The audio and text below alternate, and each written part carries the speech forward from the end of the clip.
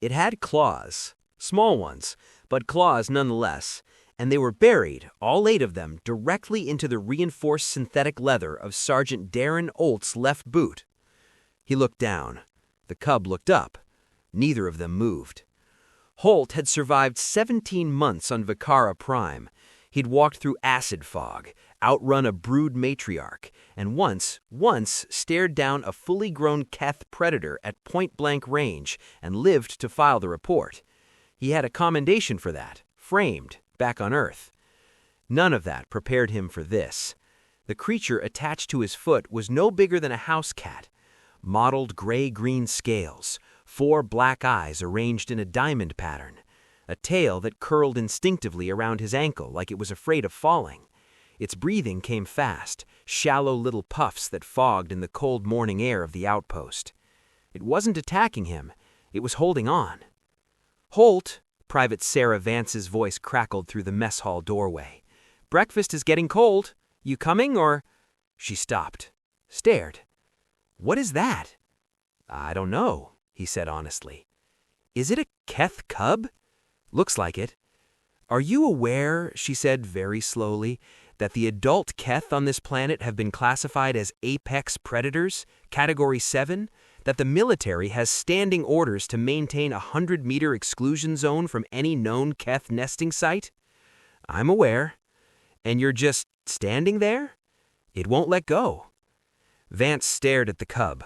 The cub stared at Vance. Then it made a sound, something between a chirp and a growl, and pressed closer to Holt's boot. Vance took a step back. "It just hissed at me." "It didn't hiss. It vocalized." "Holt!" "It scared Sarah." She looked at him like he'd lost his mind. Maybe he had. That was also possible. 17 months on Vekara Prime did things to a person. But there was something about the way this creature clung to him, not with aggression, not with hunger, but with a desperation that felt almost familiar, like something that didn't want to be alone. He crouched down slowly. The cub flinched but didn't release. Up close, he could see something he hadn't noticed before. A dark stain along its flank, dried, brownish-black against the gray scales. Blood. Not his, the cub's. Something had hurt it. Something had driven it, wounded, terrified, and alone, directly into the boots of the most dangerous species on the planet. A human. Holt reached out one hand, fingers open, palm up, the universal gesture of non-aggression. The cub's 4 black eyes tracked the movement. Its claws flexed once in the leather. Then, slowly, trembling, it sniffed his fingers. And everything was about to get very complicated. The mess hall went quiet the moment Holt walked in. Not the polite kind of quiet, the everyone stop chewing and stare kind. 17 soldiers mid-breakfast, forks frozen halfway to mouths, all locked onto the same impossible sight. Sergeant Daren Holt, walking normally, carrying a tray of reconstituted eggs and protein strips, with a Keth predator cub dragging behind him on his boot. It hadn't let go. He'd tried, gently at first, a little shake of the foot, a careful attempt to peel the claws free. The cub had made that sound again, the one that wasn't quite a hiss, and its grip had tightened with a strength that genuinely surprised him. So he walked to breakfast, and it came with him. Holt. That was Lieutenant Omen, seated at the head of the long table, coffee halfway to his lips. "Report." "Found it outside, sir, attached to my boot." "I can see that." Omen set the coffee down carefully. "What I'm asking is, why is it still attached to your boot?" "It won't release, sir." Silence. Private Decker leaned sideways to whisper something to Corporal Yi. Yi stifled a laugh, badly. Holt set his tray down and took his usual seat. The cub, still gripping his ankle, scrambled awkwardly with the movement, then settled beneath the bench, pressed against his leg, watching the room with all 4 eyes moving independently, tracking everything, trusting nothing. Except him. That thought landed somewhere uncomfortable in Holt's chest. "It's injured," he said before Omen could issue the obvious order. "Left flank. Something got to it. Recently." The lieutenant's expression shifted, barely, but Holt had served under him long enough to read it. That was the calculation face, the one that meant the situation had just become more complex than a simple disposal order. Because if the cub was injured, something had injured it, and on Vekara Prime, the list of things capable of wounding a Keth, even a young one, was very, very short. "Where did you find it exactly?" Omen asked. "East Perimeter, near Junction 7. Another silence, longer this time. Junction 7 was 40 meters from the outpost's primary water reclamation unit. It was also, as every soldier at that table knew, directly adjacent to the tree line that bordered the Keth nesting territory they had been explicitly ordered never to approach. Something had come from that tree line, something that had attacked a Keth cub, something that had sent a wounded predator, a creature born to hunt, designed by evolution to fear nothing, scrambling in blind panic towards the scent of humans. The cub made a soft sound under the table, almost inaudible, almost like it was trying not to be noticed. Holt dropped a piece of protein strip under the table. A pause. Then, carefully, delicately, it was taken. Nobody spoke, but everyone was thinking the same thing. What could possibly scare a Keth? The answer came at 0300. Not in the way anyone expected. Not with warning sirens or perimeter alerts or the thunder of something massive breaking through the tree line. It came quietly, which, on Vekara Prime, was so much worse. Holt was awake when it happened. He hadn't slept, partly because the cub had relocated itself from his boot to his bunk somewhere around midnight, curling into a tight ball against his side with a possessiveness that was almost offensive for a creature he'd known for 6 hours. Partly because his mind wouldn't stop pulling at the thread. What could scare a Keth? The outpost's sensors answered first. A single tone, low, sustained, the kind that meant motion detected, but not flagged as a known life form. The system had scanned it 3 times and returned the same result each time, unclassified. Holt was already pulling on his boots, the cub watching him with sharp, alert eyes, when Vance's voice hit the comm. "Holt, East Perimeter, you need to see this." He almost left the cub behind. It didn't let him. The moment he moved toward the door, it was on the floor, pressed against his leg, matching his pace exactly. He looked down, it looked up. "Fine," he said. "Stay close." What he found at Junction 7 stopped him cold. The tree line, dense, dark, 40 meters out, was still. But the ground between the outpost fence and the first row of trees was marked. Long furrows in the soil, parallel, deep enough to suggest something enormous had dragged itself forward, then stopped, then retreated. Something had approached the outpost in the night, and then pulled back. "It came within 20 meters, Vance said quietly beside him. Her rifle was up, her voice was steady, her hands were not. Sensors caught it for 11 seconds before it moved back into the trees.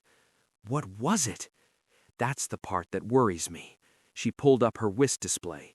The thermal capture was degraded. Whatever it was ran cold or masked its signature. But the shape was there. Enormous, low to the ground, and unmistakably familiar in its basic architecture. Keth, but wrong. The proportions were off, too long, too wide, like something had taken the Keth body plan and scaled it. Not a predator, not even an apex predator. Something older. The cub pressed so hard against Holt's leg it nearly knocked him sideways. He reached down without thinking, rested his hand on its back. It was shaking. "It's not hunting us," Holt said slowly. He looked at the tracks, then at the cub, then at the distance between them.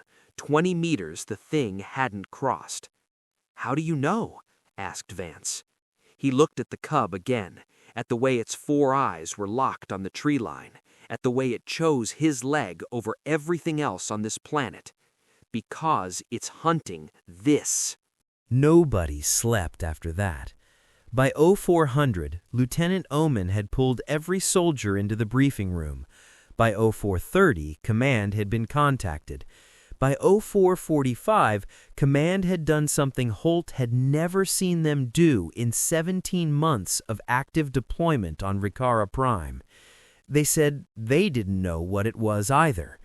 That was the moment the room got truly cold. Omen stood at the front, arms crossed, studying the thermal capture on the display screen like he could force it to make sense through sheer willpower. The shape sat there, massive, elongated, wrong, radiating nothing, a ghost in the data. Unclassified, Decker muttered. On a planet we've been studying for 6 years. How is anything still unclassified? Because, Corporal Yi said quietly, we study what we find. We don't always find everything. The cub was sitting on the briefing table. Nobody had put it there. It had climbed up on its own, picked the exact center of the table, and was currently watching the thermal image on the screen with an intensity that made several hardened soldiers visibly uncomfortable. Its tail moved slowly, methodically, like a metronome counting down to something. It recognizes it, Holt said. Obviously, the question is, what is it? Holt had been turning that over for an hour. Keth biology was documented extensively, painfully, after a lot of casualties in the early settlement years. The adults were apex predators, Category 7, no natural enemies on record. The cubs were born in creches, protected collectively by the entire adult group until they reached adolescence, which meant a wounded cub, alone, separated from its creche, wasn't lost. It was driven out. Sir, Holt kept his voice level, I don't think the thing in the tree line is a predator. Omen looked at him. Explain. Predators pursue. Whatever that is, it approached, stopped, and retreated when it reached sensor range. It didn't breach the perimeter. It didn't attempt entry. He paused. It's herding. The word landed like a stone in still water. Ripples of silence moved around the table. Herding, Omen repeated. Driving the cub somewhere specific, away from the creche, keeping it isolated. Holt looked at the cub. The cub looked back. The injury on its flank, that's not a killing wound. It's a direction wound. Something pushed it, deliberately. Why? Vance asked. That was the question Holt didn't have an answer to yet. But he had a theory. Thin, half-formed, built on 17 months of watching Keth behavior from a careful distance. A theory that, if correct, changed everything about what they thought they understood about the apex predators of Vekara Prime. He opened his mouth to explain it. The perimeter alarm screamed. Every head snapped toward the monitor feed. Junction 7, the tree line, the tracks from 0300. Something was moving through them again, fast, closing the distance. 20 meters, 15, 10. The cubs stood up on the table and made a sound none of them had ever heard before. It wasn't a cry. It wasn't a threat display. It wasn't the chirp-growl hybrid Holt had cataloged across the last 12 hours of accidental guardianship. It was a command. The sound cut through the alarm, through the scramble of soldiers reaching for weapons, through 17 months of accumulated survival instinct, and hit something older, something pre-rational.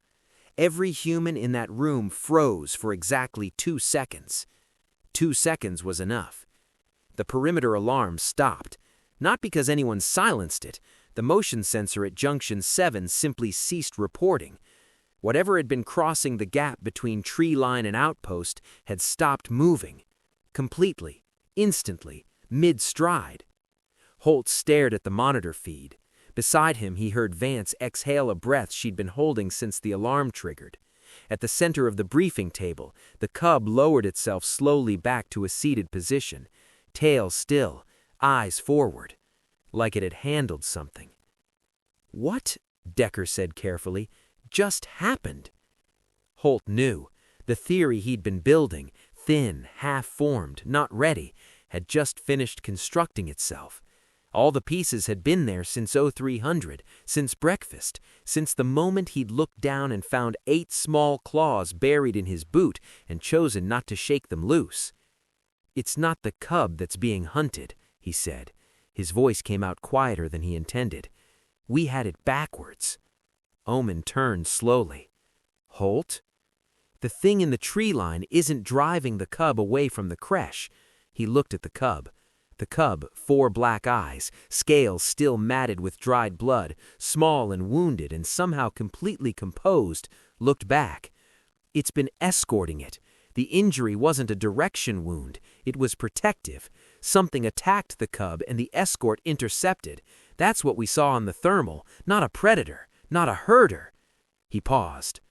"A guardian. Keeping distance because we are the unknown variable, because the cub came to us and it needed to know if that was safe." Silence. Total. Absolute. "The cub chose us," Vance said slowly.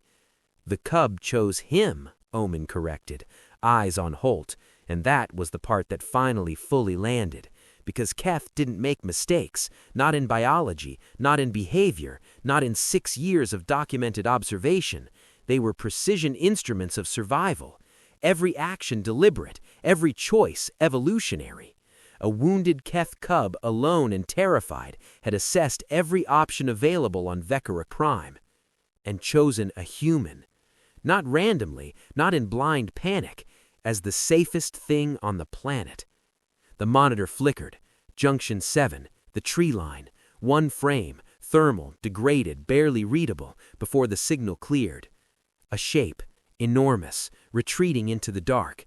But first, unmistakably, it turned, and in the degraded thermal bloom that passed for a face, something that might have been acknowledgement moved through it. "He'll do." The cub pressed against Holt's arm. He didn't move away.